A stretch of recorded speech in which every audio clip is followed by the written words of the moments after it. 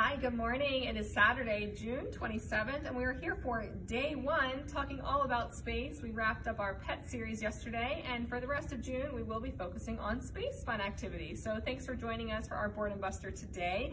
Today's project is pretty involved, so I'm just going to show you a few different options, and then you can actually look online to see if you want to do the really involved version. Before we get there, let's look at some of the other printables we have. So we do have planetary pinball here for you to go through and take a look at. I love the little alien faces. So Kazoo's at the arcade and he's up against the popular planetary pinball game. Can you help him trace the paths of each planet and not get stopped by the aliens? So how is he going to make it all the way? Our song today is the Planets Song. Book, a National Geographic Kids. Those are such a great series. Level 2 Reader 1. This is by Elizabeth Carney. And our video today is Planets of our Solar System. So it'll go through all the different planets. All right, so let's do our craft first. We've done something similar before, but this does have a slightly different focus. Pretty easy. You just need some coffee filters. You could also use paper towels and cut them into a circle. Just an absorbent white paper, ideally. Then a spray bottle with water. I would definitely recommend having a tray. You can use a cookie tray. Actually, that's a great tip. I meant to mention this on another Board and Buster, but if you have an old cookie tray that maybe you don't use anymore because it always burns the bottoms or doesn't work very good, lots of grease built up, that is a great craft tray. So you can maybe glue down some laminate or something on it so that you have a smooth surface. Another idea is, of course, we just went through election season, but those yard signs are also really great craft bases. We keep one behind the buffet in our kitchen, and then we just pull it out for Play-Doh time, kinetic sand, all those things. So a little tip for you there. We took down some signage in the museum since we've been closed, and a lot of us that have small kids, we took some of that home to have as our craft tables at home.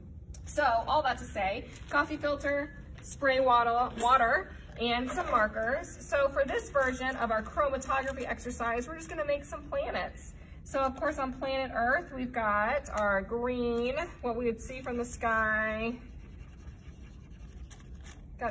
Got our countries here. I am not gonna even try to be accurate with my drawing here, but I'm just gonna make a big ocean maybe. So you could look up, what do all the different planets in our solar system look like? What colors are they? What do they look like? What do they look like up close versus what would they look like far away if you're traveling in space? And then you just have the kiddos spray it with the water here to see how the colors expand. And that is, of course, what chromatography is, which is where the water moves and the colors are gonna disperse a little bit here. So it's the ability of water to move, to separate. It's how plants get there, or that's capillary reaction. So chromatography is the color separating. There you go. So you can see how that separates. And then once it dries, it is a fun kind of window hanging. So you have a few different ones and try and do some for all the different planets, or of course just have fun coloring, and then you can maybe have your kids clean something with the spray water, right? Move them on to something else. All right, so our other activity, like I said, is a little more involved. So I'm gonna show you a few different options. What we have linked on our website is to do like a really legit hardcore solar system model. For that, you have all the different size foam balls you would need. You would make your sun, color ideally a styrofoam cup or something yellow, and that would be your sun, and then you can use skewers to poke all those balls into, put it on top of a plate, you can label them, paint the balls the correct colors of the planets, so you can get really involved with it. A maybe more DIY version of that, you can do similar with the skewers and the cup, and you can do some paper mache. So of course with a balloon, you would want some newspaper, then you can cover that with some just regular white paper and then paint over top of it. I tried to use tissue paper just as an experiment yesterday, and it is very soft, so I do not recommend using the tissue paper. So I trialed and errored that one for you. We have Mod Podge around, so that one works okay. Otherwise, it's usually 2 parts glue to 1 part water. Mix that in a bowl, have your newspaper strips that you dip into the water and wrap around whatever your surface is. Balloons are the easiest one. I think that's what a lot of us grew up doing. But if you had something else that you'd be able to pop and take out of, or if you just wanted to even do the foam balls or wooden balls if you had them, that would be fun. Paper mache is a messy all-day project, so do expect it to take some time. It's kind of like wallpapering, so you gotta be committed once you start it. It is pretty messy, and sometimes it's just fun to get messy, and that's okay too. It's a good weekend project. It is Saturday. So that is another version, a way to do it. You could do something similar even with if you wanted to do something with planets, have a hanger, some cardboard, cut them out into the different sizes of the planets, and then you could hang them from string along the hanger, and that'd be another way to do a model of the solar system. So you would have your sun, all of your planets, you could paint them or color them with markers, do a hole punch at the top and tie it with string or pipe cleaners, whatever you might have at home.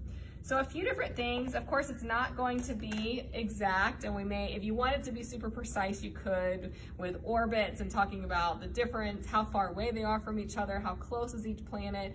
We have a fun activity we do in the museum with our NiceNet kits, which is an informal STEM educators group, and that uses receipt paper to fold down to make a pocket solar system. So you actually take the receipt paper and fold it down to the different sizes, draw the orbit lines. You can add in how many moons does each planet have. You can get really precise, lots of things you can get into here. So a few different ways to do your own solar system at home. Like I said, we do link to a website that gives you really complex instructions to doing one with foam balls with all the right sizes. Paper mache, which I think would be really fun. I think my almost 5-year-old, I think we're ready for starting to do some fun paper mache at home. She's been making paper at school, so this is a good next step, I think. And then of course doing maybe more of a 2-dimensional version where you have the hanger and hanging some cardboard circles to get yours there. So thanks so much for joining us for our Boredom Busters today. Oh, I don't think I did our joke. Okay, what do planets like to read? I got nothing. Comic books. All right, thanks everybody, and we'll see you for our next edition of Boredom Busters.